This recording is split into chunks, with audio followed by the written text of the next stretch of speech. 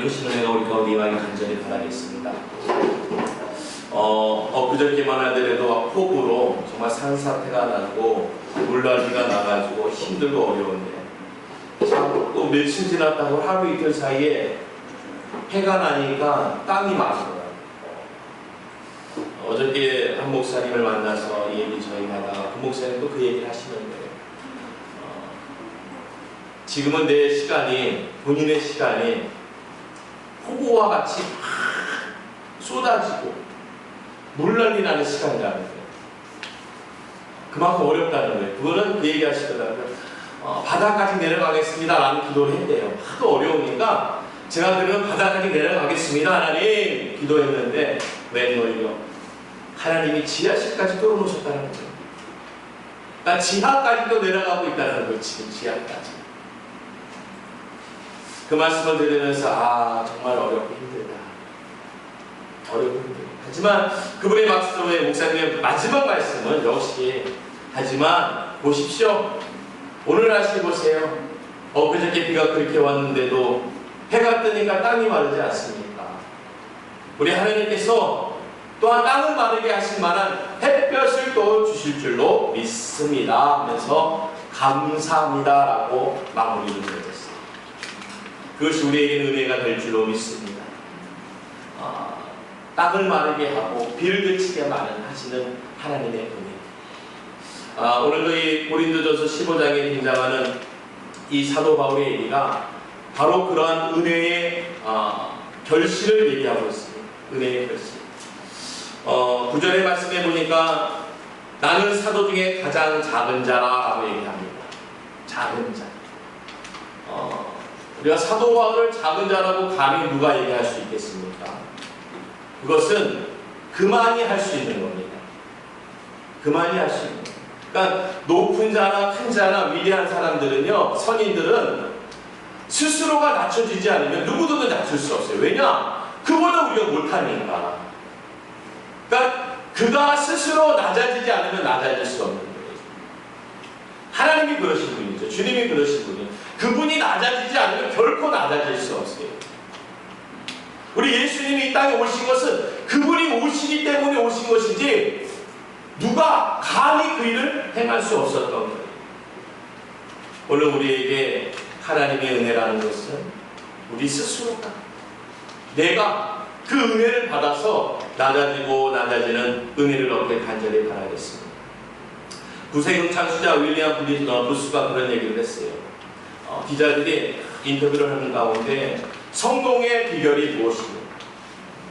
성공의 비결이 무엇입니까? 그가 대답하겠습니다. 저보다 더 훌륭하고 머리 좋고 능력 많은 사람이 얼마든지 있지요. 다만 저는 모든 것을 하나님께 드리기로 결심했기 때문입니다. 전능하신 하나님은 의지하고 믿음이 나를 지켜주었습니다. 근데 이 말씀을 들었을 적에 기자들이 그 뜻을 다 알 수 없었어요. 믿음으로 나를 지켜주신다. 하나님께 전적으로 의지했다. 하나님께 뭐 다 드리기로 결심했다. 그들이 깨달을 수가 없었어요. 근데 얼마 후에 부스가 세상을 떠난 다음에 그의 딸에게 다시 물었습니다. 아버지가 저렇게 큰 일을 할 수 있었던 비결은 무엇입니까? 그 비결은 그가 온전히 하나님께 헌신했다는 것입니다. 스스로가 헌신했다는 것입니다. 그리고 그는 결코 되돌려 받으려고 하지 않았습니다. 우리 아버지는 아무리 큰 일을 하고도 자랑하지 않았습니다. 혹시라도 알려질까봐 염려했습니다. 자기가 영광을 받으려고 한 적이 없었습니다 라고 아버지 윌리엄 부스에 대해서 성공의 비결에 대해서 말해주고 있습니다. 우리는 참 성공하고 싶어서 성공한 사람들에게 많은 성공의 비결을 듣고 있습니다. 오늘도 듣고 있어요. 근데 우리가 진짜 그 성공의 비결을 안다고 했을 적에 그 알고 있는 성공의 비결에 대해서 우리는 어떻게 해야 될까? 오늘 우리가 하나님의 은혜로 우리를 작은 자로 여기면서 하나님의 은혜를 구하는 것이 귀한 뜻인 줄로 믿습니다. 오늘 나는 사도 중에 가장 작은 자라. 나는 하나님의 교회를 박해하였으므로 사도라 칭함받기를 감당하지 못할 자니라. 이 사도 바울은 스스로가 지난날의 그의 모습을 되새기면서 그가 스스로 사도라는 이름을 받기에 부담스럽다는, 우리 스스로를 얘기할 적에는요, 지난날을 좀 돌아보는 거예요. 오늘 우리 스스로가 나에 대한 평가를 하기 위해서는 지난날의 나의 모습도 평가를 받아야 되는 거예요. 지난날 내가 어떻게 했을까? 어떻게 하고 살았는가? 그것을 통해서 오늘의 평가를 만들어내는 것입니다. 그런데 지난날에 그는 무엇을 행했냐면은 하나님의 교회를 박해한 자라고 했습니다. 박해가 뭡니까? 예배드리기 어렵게 만드는 사람, 개종과 배교를 강요하거나 강압적으로 육체적으로 정신적으로 형벌을 가한 것을 박해라고 합니다. 그냥 신경질적으로 약간 좀 나무랄 정도의 얘기가 아니라 육체적으로 정신적으로 형벌을 가하는 거예요.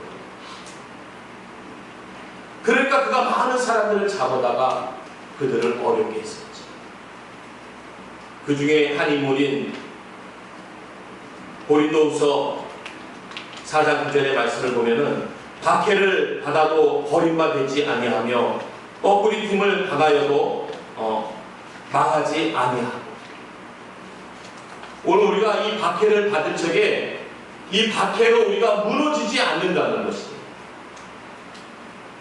우리가 이 어려움을 겪을 적에 내가 무너지지 않을 자가 된다면은 어떠한 자가 되겠느냐? 오늘 사도행전 7장 51절부터 말씀이 목이 곱고 마음과 귀에 할례를 받지 못한 사람들아, 너희도 너희 조상과 같이 항상 성령을 거스리는도다. 너희 조상들이 선지자들 중에 누구를 박해하지 아니하였느냐? 의인이 오시리라 예고한 자들을 그들을 죽이고 이제 너희는 그 의인을 잡아준 자요 살인한 자가 되나니 너희는 천사가 전한 율법을 받고도 지키지 아니하였도다 하니라. 그들이 이 말을 듣고 마음에 찔려 그를 향하여 이를 갈고는. 이 박해에 어려움을 당한다는 것은요, 우리가 감당해야 될 만한 어려움이에요. 오늘 이 설교를 한 사람은 스데반 선교예요. 스데반 집사의 이 설교를 통해서 그들이 깨달았다는 거예요. 마음에 찔림이 있었어요. 그런데 그와 함께 또 무슨 일이 생기냐면 이를 갈거늘이라는 다른 마음이 또 생기는 거예요. 왜냐? 그를 통해서 이 찔림이 하나님의 은혜를 얻지 못하면은 그 찔림을 통해서 그들에게는 악한 것이 나오게 되어 있어요. 그래서 사울이 그런 일들을 했죠. 사도행전 18장 1절에 사울은 그가 죽임당함을 마땅히 여기더라 할 정도였어요. 스데반 선교사는, 스데반 집사님은 돌에 맞아서 죽은 걸 우리가 다 알고 있어요. 그런데 사도 바울은 그 소식을 듣고 당연하다, 마땅하다라고 얘기합니다. 우리가 요즘 참 어려운 일을 교회가 많이 겪고 있습니다. 우리가 그런 얘기하면 우리가 좀 박해를 받는 것 같아. 사실 거기까지는 아니지만은 그만큼 우리가 지금 이 시대, 아니 이 절에 그런 적이 없었기 때문에 지금 느끼는 것이 박해 수준이에요. 정신적으로 육체적으로 우리가 형벌을 받고 있잖아요.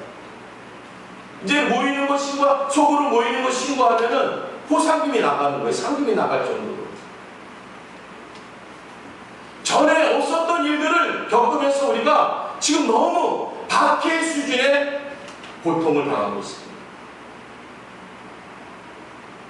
엊그저께 다행히도 교회 집합 또한 모이는 집회에 대해서 해제 명령이 나와서 다행이지만 언제 또 이것이 어떻게 될지 몰라요.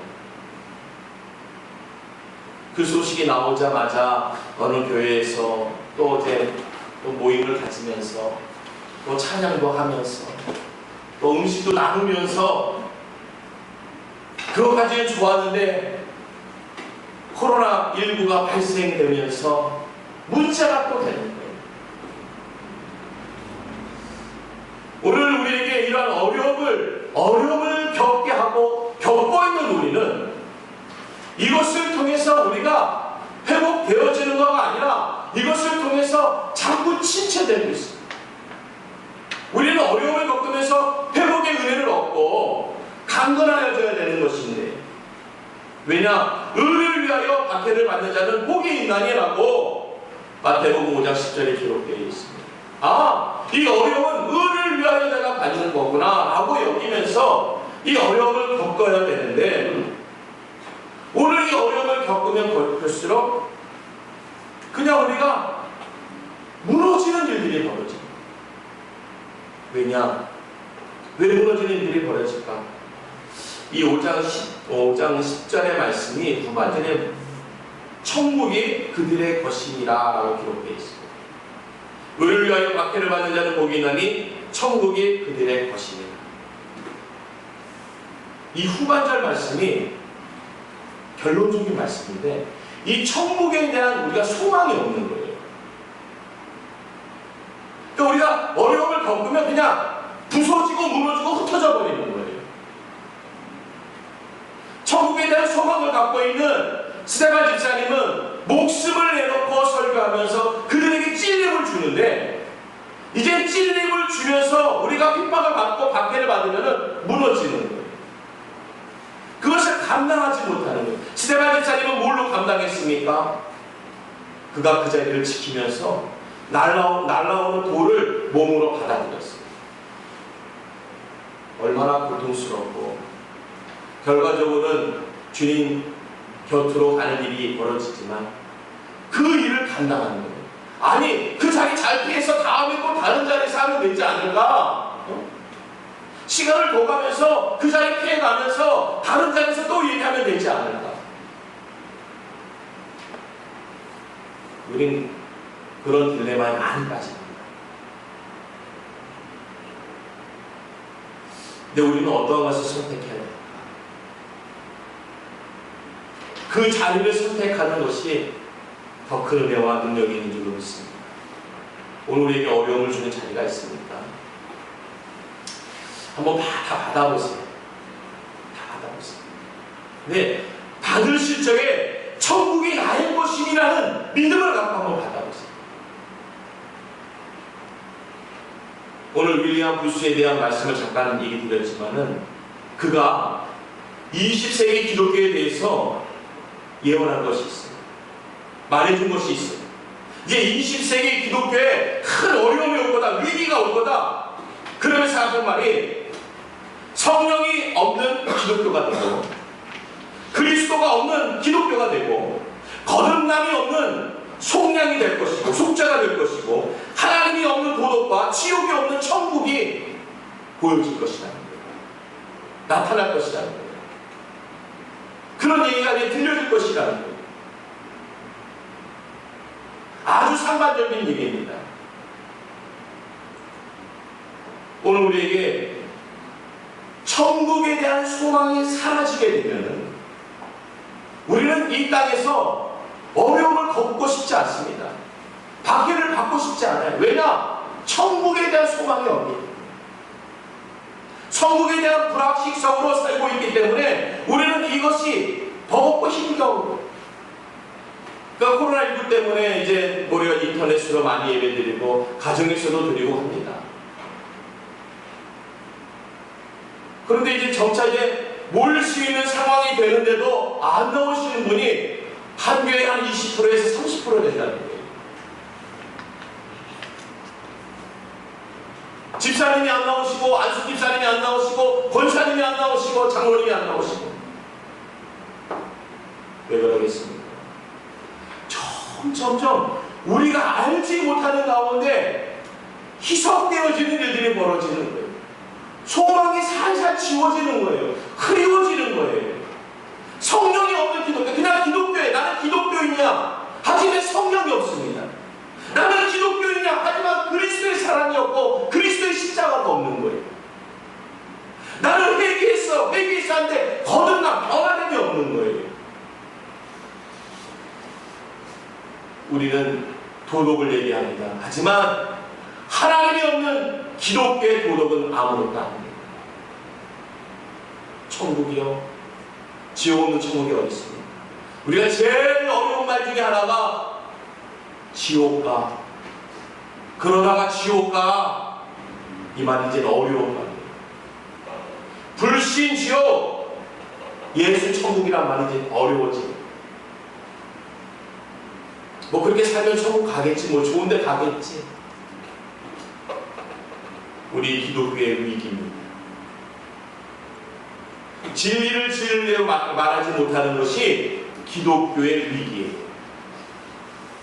천국을 어떻게 가는지 말하지 못하는 것이 기독교의 위기입니다. 지옥을 소개하지 못하는 것이 기독교의 위기예요. 성령 받으세요, 성령 받으세요라는 것이 이제 그 말을 못하면 우리 기독교는 위기입니다.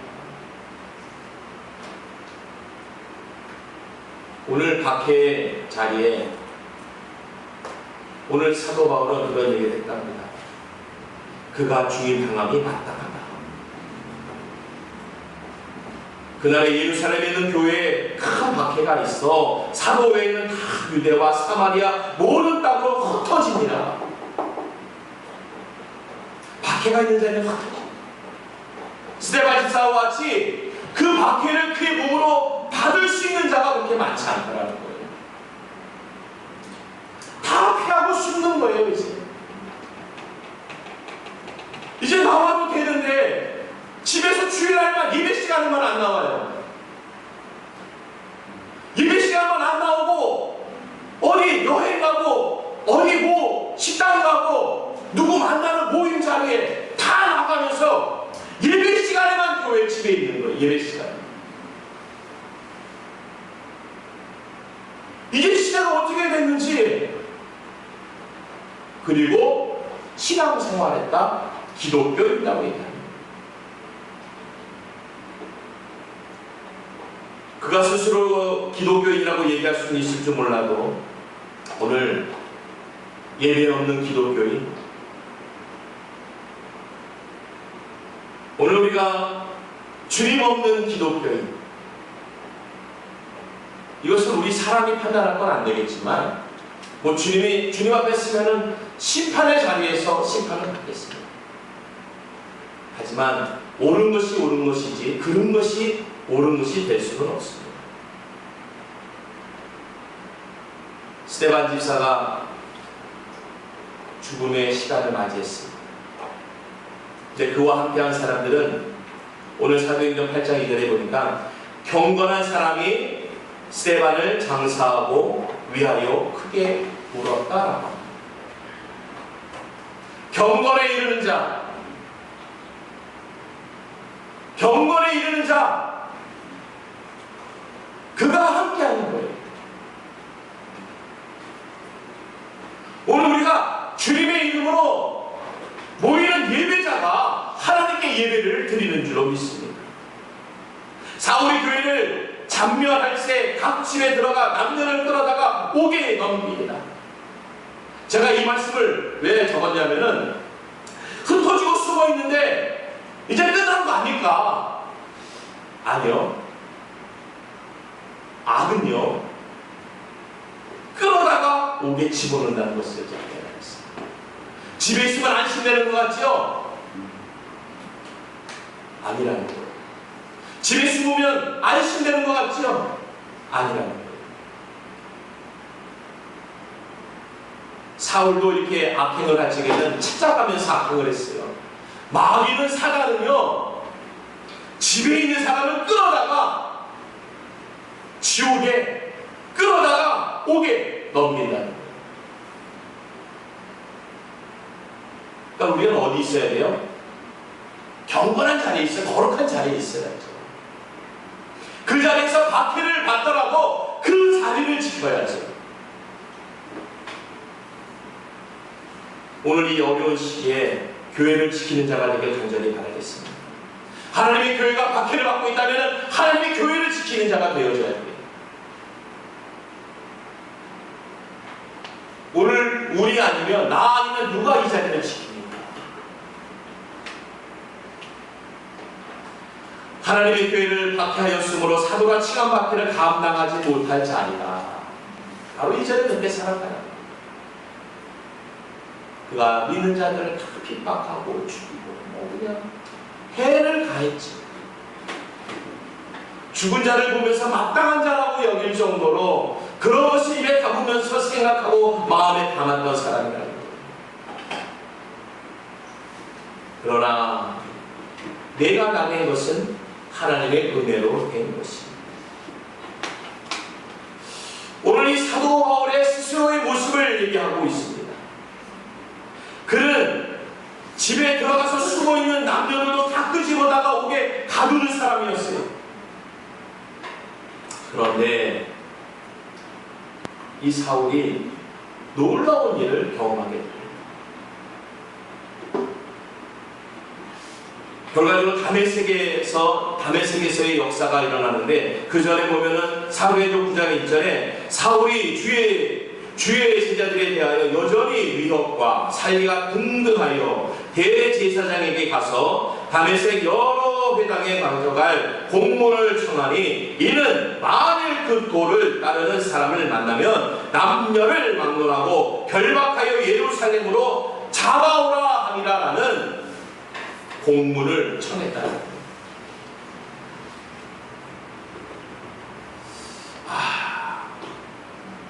그런 생각 해봤어요. 잡아오라고 했을 적에 잡혀야 되나? 도망가야 되나? 지금 이 시기가 어떻게 보면 좀 그러한 시기일 수도 있어요. 눈에 불을 켜면서 잡으려고 하는 자도 있겠지만 오늘 그 잡히는 자리에서 고통 때문에 도망가고 피난처에 숨는 자들도 있을 텐데 어떠한 것이 맞는 것인가?